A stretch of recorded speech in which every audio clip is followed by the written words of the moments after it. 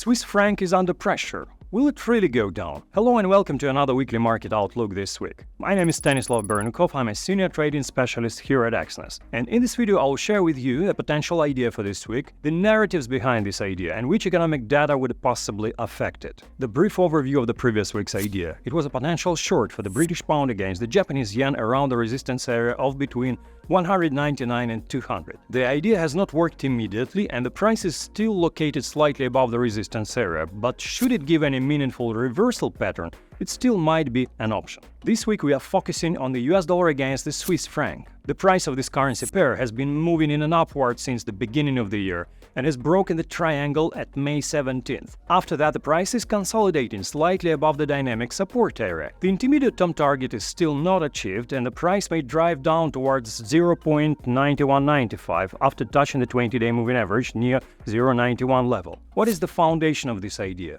This currency pair is not excessively volatile and not very interesting for speculators usually, but today there is an interesting situation building here.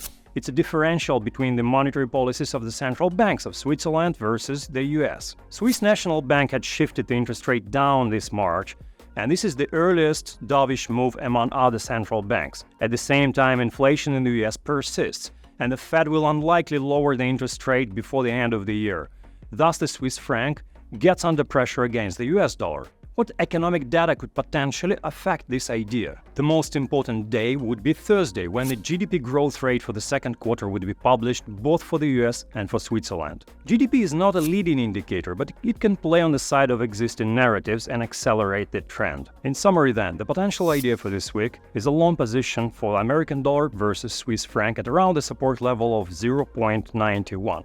The foundation of this idea is the weakening of the Swiss franc fueled by the dovish monetary policy of SNB.